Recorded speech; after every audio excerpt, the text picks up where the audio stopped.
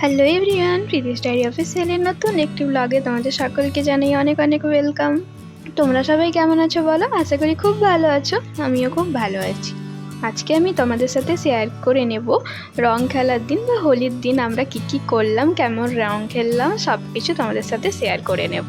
তো চলো। জানো তো এবছর সেরকম রং খেলার কোনো প্ল্যান ছিল না, সেই জন্য সেরকম কোনো রেডিও ছিলাম না, কিন্তু সকাল থেকে সবাই যা লাইন দিয়েছে রং মাখানো আসার জন্য, রং মাখাবে বলে, সেই জন্য আর না পেরে থাকলাম না রং না খেলে। সেই জন্য আমি কি করলাম জানো, অনেকটা দেরি হয়ে গেছে, তাই ভাবলাম স্নান করে পুজোটা করে নিই। আর ওদিকে মাও আনার সবজিটা পাতি কেটে রান্নাটা বসিয়ে দিয়েছিল।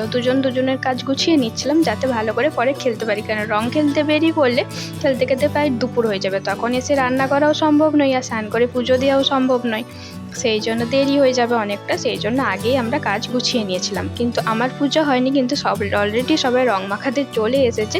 এদিকে আমার ভাই মাকে সবাই রং মাখিয়েও দিয়েছে, সব ভূত হয়েও গেছে, দেখতেই পাচ্ছ তোমরা। বাকি ছিলাম শুধু আমি, কারণ আমি পুজো করছিলাম, তাই আমাকে কেউ তখন আর রং দিচ্ছিল না। আমি বললাম আমি পুজো করে বেরোবো, তখন রং দিও, সেই জন্য এটাই বাকি ছিলাম আমি।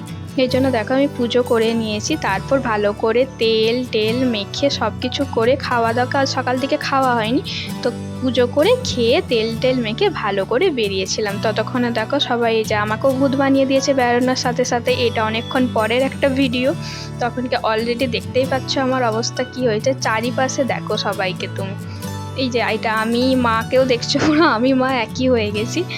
মা আমি সবাই পুরো পাশের বাড়ি বৌদি টৌদি সবাই খুব মজা করলাম একসাথে, সবাই মিলে রং খেলতে দারুণ মজা হচ্ছিল। কিন্তু এরকম করে আমাদের কখন যে টাইমটা চলে গেল, দুপুর হয়ে যেতে, তারপর আমরা কি করলাম, স্নান করে নিয়েছি। স্নান টান করে নিয়ে এখানে দেখো আমার মুখ থেকে হাত থেকে এখনও রং যায়নি, টাইম লাগবে, সেজন্য আর জোরও করিনি। তারপর বসে গেছিলাম খেতে, দুপুর হয়ে গেছিলো। তো বাবা আজকে মাংস রান্না করেছিল, তো আমরা সবাই মিলে খেয়ে নিলাম। ভাই এখন আসছেনি, ভাইয়ের দেরি হবে। তো আমাদের রং খেলাটা তো বেশ ভালোই লাগলো। তো তোমরা কিরকম মজা করলে অবশ্যই জানিও। আজকের মতো টাটা।